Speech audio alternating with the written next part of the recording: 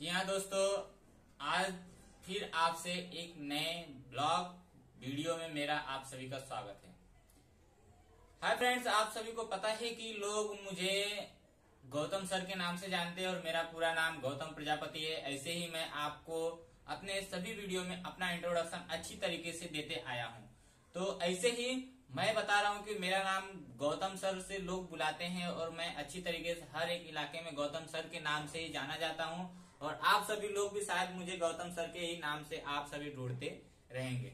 तो इन्हीं सारी चीजों को मैं बता रहा हूँ कि मेरा अगर देखा जाए कि मैं अपने पिछले वीडियो में बताया था कि अपनी दीदी की कहानी, यानी कि मेरी भी बदकिस्मती, यानी कि मेरा ऐसा किस्मत था कि मेरे को पता भी था कि मैं अपनी दीदी का एक न एक दिन साथ छोड़ दूंगा, फिर भी मैं अपनी दीदी के साथ इतना लगाव रखा था। लेकिन सही मायने में देखा जाए तो अपनी दीदी और माँ का और परिवार का प्यार सबसे बड़ा होता है। उनके प्यार को हमें कभी भूलना नहीं चाहिए। हमें एक ना एक दिन सबसे बिछड़ना जरूर है, दुनिया से भी हमें छोड़ के जाना है। लेकिन दोस्तों, ये जो प्यार वाली बात है, मोहब्बत वाली बात है, हमें एक दूसरे का दुलार जो है हमेशा हमारे दिल में बना रहता है और लोगों की भी ख्वाहिशें है कि हमारे साथ एक दूसरे का प्यार जो है सबसे बहुत अच्छी चीजें बनी रहे, ताकि हम एक दूसरे के साथ मिलजुल कर अपने कार्यों को अच्छी तरीके से कर सकते हैं। तो माय डियर फ्रेंड्स, आप सभी को बता रहा हूँ कि जैसे कि मैं अपने नेक्स्ट यानी कि पिछले वीडियो में मैं आप सभी को बताया था कि मैं यूपी से मुंबई पलायन कैसे किया और किस वजह से किया। मैं ये सारी चीजें आप सभी को अच्छी तरीके से गाइड करके और पूरी मतलब उसमें किस तरीके से हम अपने जीवन में एक दुख सुख भरी जीवन को जीते हुए भी हम एक दुख के कंडीशन में चले आते हैं, उसी सारी चीजों को मैं बता रहा था भी और आगे भी बताने वाला हूँ। यानी कि मेरा जो मकसद है, यानी कि लाइफ को सक्सेस बनाना, उसी टॉपिक पे मैं हर एक चीज को बता रहा हूँ। दोस्तों, अगर बात को किसी भी बात को गौर से सुना जाए तो बात छोटी नहीं है, हर बात अपनी बड़ी ही होती है। तो इसीलिए दोस्तों, अगर आप हर एक बात को एक अच्छे नजरिया से यानी पॉजिटिव थिंकिंग से देखा जाए तो हर बात में कुछ न कुछ राज छिपे होते हैं। आप सभी को पता है कि किसी भी चीज को हमें करने से पहले हमें दो पहलू सोचने चाहिए। कौन कौन से? एक पॉजिटिव और एक निगेटिव, यानी कि एक सकारात्मक और एक नकारात्मक। इस तरीके से दो पहलू होते हैं। इन दो पहलुओं को हमें बराबर ऑब्जर्वेशन करना चाहिए और इन्हीं दो पहलुओं को लेकर हमें बराबर वर्किंग भी करना चाहिए। तो दोस्तों, मैं आज के सेशन में आप सभी को बताने वाला था यही कि जब मैं यूपी से मुंबई पलायन किया, उसके बाद मेरा जो कलवा इलाका है मुंबई के शहर में, उस इलाके में मेरा एडमिशन हो गया। एडमिशन होने के बाद कौन सी क्लास में हुआ? 7th क्लास में। ये सारी चीजें मैं आप सभी को बताया था और इन सारी चीजों की वजह से आप सभी को बहुत ही सदमा लगा हुआ कि शायद इतनी कम उम्र में ही कैसे मुंबई पलायन कर लिए और बिना किसी फैमिली के सपोर्ट के। यहाँ पे जैसे कि मैं बताया था कि मुंबई आने से पहले मैं अपने पापा से परमिशन उनसे बोला कि मेरे को मुंबई आना है और मैं वहीं पे पढ़ाई लिखाई करने वाला हूँ। इस तरीके से मैं कुछ उम्मीद जगा के यहाँ पे आया और उसी तरीके से मैं आप सभी के बीच में आज यहाँ तक खड़ा हूँ और आप सभी के साथ बोल ले रहा हूँ। आज उसी का नतीजा है।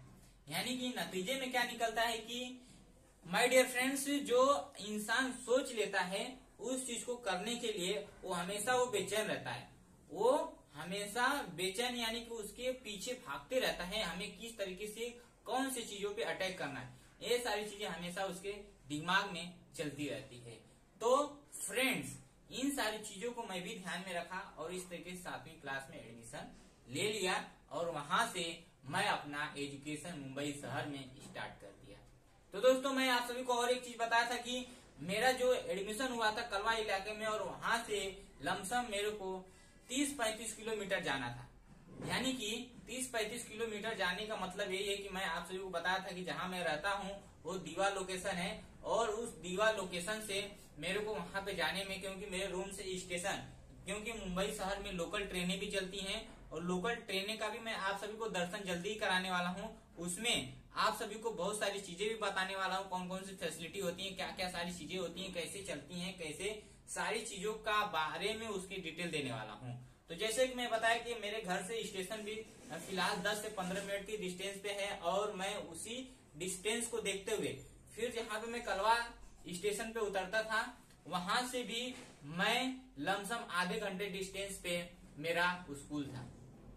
तो इस तरीके से मेरे उस स्कूल का रेशियो था, जो कि मेरे को इतना चल के यानी कि लमसम बताया जा रहा है कि मेरे को जाने आने में लमसम 1 से 1.5 घंटा लग जाते थे। पूरा मेरा समय 1 से 1.5 घंटा यहाँ पे वेस्टेज होते थे। क्यों?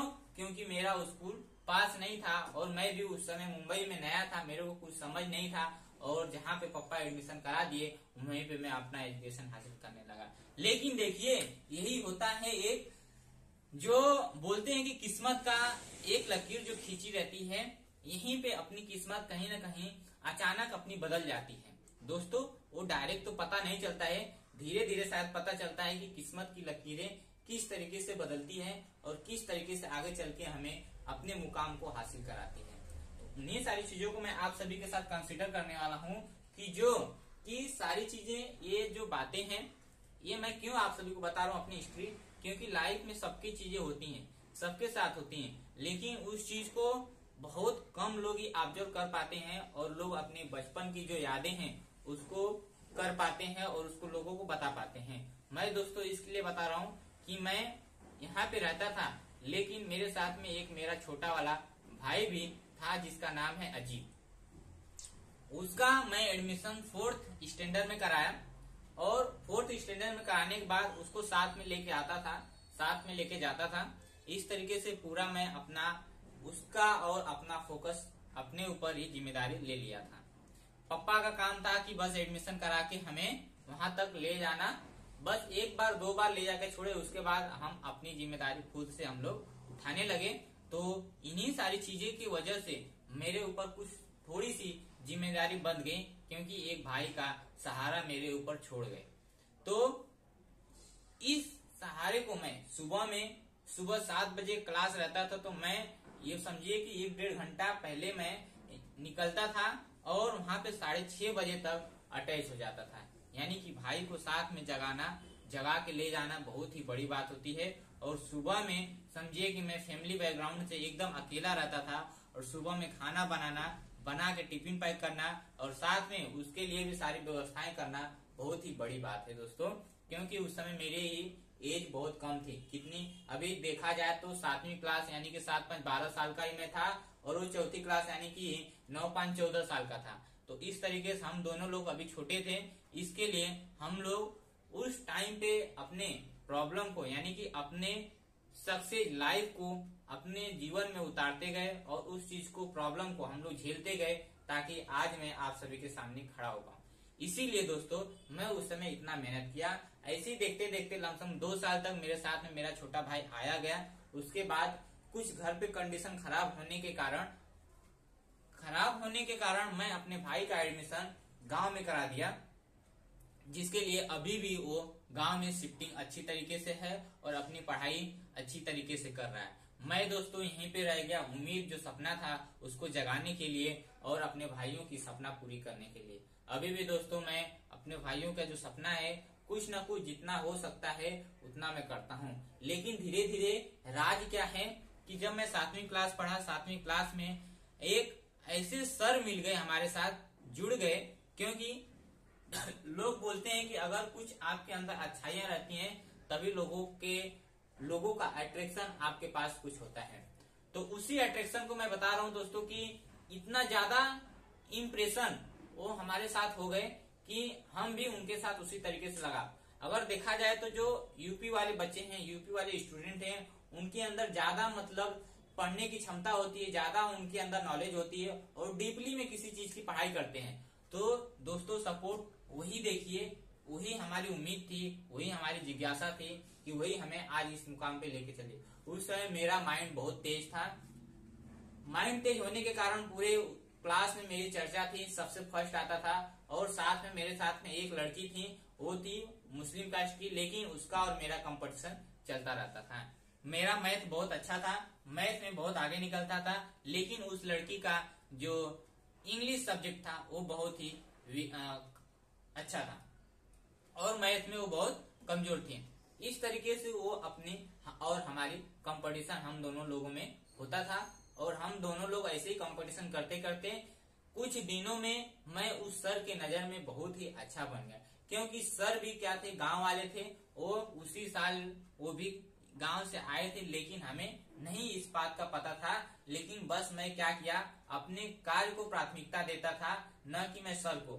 सर हमारे लिए आते थे पढ़ाने के लिए, लेकिन मैं अपने कार्यों को प्राथमिकता देते हुए आगे चलते गया और धीरे धीरे हमारी और उनकी करीबी बढ़ते गए। इस तरीके से दोस्तों जाते जाते साल भर के अंदर में हम दोनों का जो रिश्ता है, यानी कि सर और स्टूडेंट का, ये जाते जाते कहीं एक परिवार में बदल गया। हमारा और उनका रिश्ता एक अच्छी तरीके से चलने लगा और सारी चीजें हम दोनों लोग आपस में देख रेख करने लगे। यानी कि हमारी दुख की बात वो समझते थे, हम उनकी दुख की बात वो समझते थे। इस तरीके से हम दोनों लोग एक साथ में मिलके रहने लगे और साथ में उनकी शादी हो गई थी और वो अपने परिवार के साथ में रहने लगे और उनके परिवार के लोग भी हमें अच्छी तरीके से जानने लगे। इस तरीके से दोस्तों जब उनसे हमारी खास मित्रता हो गई, यानी कि स्टूडेंट से मित्रता के यानी कि एक परिवार के सेशन में बदल गया। और आज भी दोस्तों बता रहा हूँ कि आज वो परिवार के जैसे हमारे एक हैं और हमें इस मुंबई जीवन में, मुंबई के महानगरी में हमारे बहुत वो बोला जाए तो बहुत हमें सपोर्ट किए हैं। तो इस सपोर्ट के कारण भले से वो हमारे साथ, मैं उनके साथ आता था जाता था और अपने घर पे रहता था, लेकिन बात यह है कि हमें वो अपने क्लासेस में फ्री माध्यम से हमें सिखाना चालू किए और बाकी बच्चों के साथ में जैसा उन लोग के साथ बिहेव करते थे वैसा मेरे साथ भी करते थे। इस तरीके से शायद मेरे साथ वो बिहेव करते थे ताकि मैं अपने जो मेरे अंदर अच्छाई है उसको और मैं आगे प्रोग्रेस कर सकता हूँ।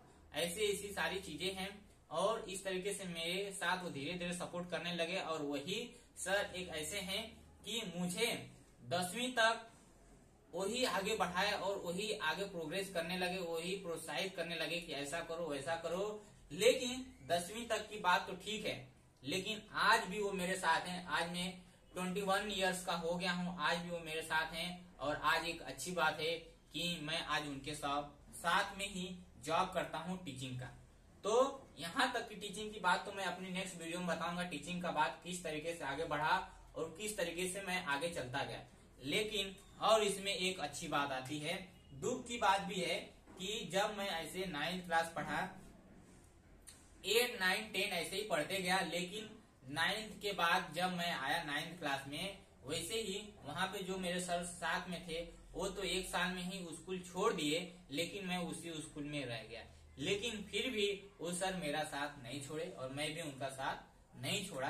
इसी तरीके से अपनी जीवन कहानी चलते गए। लेकिन हुआ क्या, मेरे घर पे कुछ ऐसी कंडीशन हो गई ताकि मेरी पढ़ाई छुड़वाने के लोग उम्मीद से जग गए थे और मैं पढ़ने के नाकाम रह गया। इस तरीके से मेरी जिंदगी वहां पे बर्बाद होने से वहां पे बच गई। और सारे भाई अपने खास रूप से जो कि मम्मी के साथ में रहते थे, उनकी पढ़ाई अच्छी खासी चल रही थी, लेकिन मैं अपने पापा के साथ होने के कारण मेरी पढ़ाई पे दाग लगने से वहां पे सर ने बचा लिए। तो दाग क्या लगी कि मेरी पढ़ाई, जो मेरा सबसे बड़ा भाई है, उसके वजह से जो पढ़ाई में जो मोड़ आया था, यानी कि जब हमारे घर पे बड़ा कांड हुआ, बड़ी प्रॉब्लम हुई, तब मेरी पढ़ाई एकदम क्लोज करवाने के चक्कर में थे। बोल दिए कि हम आपकी पढ़ाई नहीं करवा सकते हैं, आपको पढ़ना है तो आप खुद से जैसे चाहिए वैसे पढ़ सकते हो। तब मुझे एक बहुत अजीब सा दुख महसूस हुआ कि अब मैं क्या करूं, कैसे अपना पढ़ाई कंप्लीट करूंगा। तो मैं इस तरीके से मैं धीरे धीरे चलो ऐसे करते करते मैं सर का सपोर्ट लेते हुए कैसे न कैसे करके मैं एग्जाम का फीस, महीने का फीस, मंथली जो स्कूल का फीस होता है वो कहीं ना कहीं करके मैं एडजस्टमेंट किया। यानी कि सर के साथ में ही मैं, जो सर थे उनके साथ में, अगर उनका नाम जानना चाहते हैं तो उनका नाम है अवधेश सर, उनके साथ में और उनकी वाइफ है नीलू मैडम, इनके साथ में मैं हमेशा रहता था। और मैं अपने जो एजुकेशन की जो पढ़ाई की फीस होती है, कैसे मैं उस चीज को कवर किया। कवर करने का मतलब कि जो सारी चीजें कवर, अब उतनी एज कम होने के बाद भी हमें कोई जॉब नहीं दे सकता, क्योंकि मैं पढ़ने वाला स्टूडेंट था और मेरे पढ़ाई पे फोकस भी देना था, बोर्ड का एग्जाम भी था। लेकिन सर बोले कि हमारे यहाँ पढ़ो और कभी कभी उनके यहाँ मैं क्लास भी धीरे धीरे उनके ही जैसे मैं पढ़ाना स्टार्ट कर दिया। उनके ही क्लास में धीरे धीरे उनके सपोर्ट मिलने लगे और जहाँ पे भी कुछ हेल्प होती थी तो मेरे पढ़ाई में हेल्प कर देते थे। और जहाँ तक की बात है पैसे की, तो पैसा भी जब उनके यहाँ मैं पढ़ाने लगा तो धीरे धीरे हमें कुछ न कुछ वे में हमें अपना जो जितना पढ़ाता था, मेहनत करता था, उतना हमें पे करने लगे। तो इस तरीके से मैं अपना जो पढ़ाई का पेमेंट है उसको मैं अच्छी तरीके से कवर कर पाया और 10वीं में इस तरीके से धीरे धीरे करते करते मैं पास आउट हो गया। यानी कि 2016 में मैं 10वीं पास आउट कर लिया। और उसके बाद मेरा डिसीजन क्या हुआ कि मैं अब वो सर मेरे से पूछने लगे अब आगे आपको कौन सी पढ़ाई करनी है, कौन से साइड में जाना है, कौन से वे में जाना है। फिर भी मेरे को कुछ उसमें बहुत ही मैं डिस्टर्ब हो गया था, ताकि मेरे पास कुछ पेमेंट भी नहीं था पढ़ने के लिए और पैसा भी नहीं था, ना मेरे साथ कोई सपोर्ट देने वाला था। लेकिन मैं अपना सपना था उसको बनाए रखा हमेशा, और उस चीज को कंप्लीट करने के पीछे पड़ा रहता था। लेकिन दोस्तों यहाँ पे भी कुछ बड़ी बात है कि सारे जो मेरे साथ के स्टूडेंट थे, बच्चे थे, दोस्त थे, उन सारे लोगों ने वो अपना एडमिशन अच्छी तरीके से करा लिए और मैं लास्ट तक फंस गया इसी सोच में कि मैं अपनी पढ़ाई कैसे करूंगा। दोस्तों यही है दुख की बात कि मेरे पास कैपेसिटी न होने के बाद भी मैं यहाँ तक सोचता रहा कि सारे बच्चे पढ़ रहे हैं। मैं वहाँ पे सोचा कि मैं 2 साल अब नहीं पढ़ूंगा, 2-3 साल काम करके पैसा इकट्ठा करके फिर पढ़ाई करूंगा। लेकिन समझिए कि वहाँ पे किस्मत जग गई।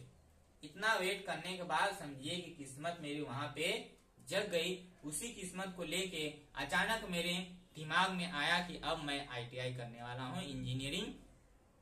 तब मैं वहीं पे ITI के पीछे भागने लगा, छानबीन करने लगा और सारे कॉलेजेस में ITI इंजीनियरिंग के सारे कॉलेज में मैं पूरा एंट्री किया, घूम घूम के उसकी खबर निकाला और कहीं न कहीं मेरा भगवान साथ दिए और जाके ITI के इंजीनियरिंग में मेरा एडमिशन हो गया।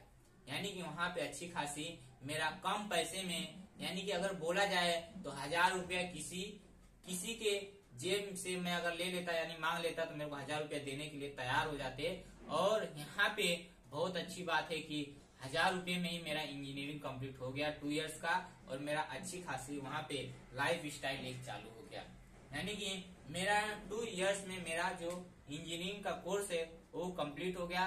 और सारे दोस्तों का मेरा यही एक नसीब का मारा है कि मेरे सब दोस्तों का साथ छोड़ना पड़ा और मैं अपने एक अलग वे में चला गया। तो दोस्तों यही सारी बात है मेरे जीवन की कहानी इंजीनियरिंग कंप्लीट करने तक की, और आगे भी मैं आप सभी को ऐसे ही बताते रहूंगा अपने आगे लाइफ स्टाइल की किस तरीके से मेरा जो मोशन है यानी कि एक्शन है चेंज होते गया लाइफ में और कैसे मैं सक्सेस होते गया, उसी सारी चीजों को आप सभी को बताऊंगा। यानी कि मैं इंजीनियरिंग कंप्लीट करते करते मेरा दोस्त जो थे सारे मेरे से दूर हो गए, और आज देखा जाए तो मेरे दोस्त सब लोग मेरे को बहुत याद करते हैं, क्योंकि मैं आज अच्छी मुकाम पे और एक अच्छा रास्ता पकड़ लिया हूँ, ताकि आज मेरे साथ सब लोग जुड़े हैं। अगर दोस्तों वहीं पे मैं अपना सब कुछ छोड़ के बिगाड़ दिया होता यानी खराब लाइन पकड़ लिया होता तो मेरे को कोई आज पूछता नहीं। इसीलिए दोस्तों एक दिन ना एक दिन आपके साथ लोग जुड़ के यानी कि दूर भागते हैं, लेकिन आप वहीं पे कुछ अच्छा कार्य करते हैं तो 100% है कि आपके साथ लोग एक न एक दिन जुड़ जाते हैं। वही दोस्त खास रहे लाइफ की सक्सेस की पॉइंट, और आपको इसमें मैं समझा रहूंगा कि आप सभी को बहुत सारी चीजें सीखने के लिए मिली रहेंगे, और आप सभी अपने आप को इस चीज को सीखते हुए लोगों से कैसे व्यवहार किया जाता है, कैसे बातचीत की जाती है, उन सारी चीज को बहुत सारी चीज सीखने के लिए मिली रहेंगी। और आप सभी किस तरीके से अपने वे को चेंज करेंगे वो भी सारी चीजें सीखने के लिए मिली रहेगी, और डिसीजन किस तरीके से लिया जाता है वो भी अपने आप पे ही डिपेंड किया जाता है। तो दोस्तों वेट कीजिए मेरे नेक्स्ट वीडियो का, और अच्छा लगा हो तो सब्सक्राइब कीजिए, लाइक कीजिए, शेयर कीजिए, और अपने दोस्तों को बताइए कि कोई आ रहा है अपने वीडियो के माध्यम से हम लोगों को सक्सेस लाइफ के बारे में बताने, और हम लोग का लाइफ है जो कि बहुत ही अच्छा बनाने वाले हैं। तो दोस्तों दीजिए इजाजत मेरे नेक्स्ट वीडियो का, और वेट कीजिए हमारे नेक्स्ट वीडियो में बताने वाला हूँ कुछ ऐसी ही अजीब चीजें, ताकि आप सभी को और भी अच्छा चीजें सीखने के लिए मिलेगा। Thank you.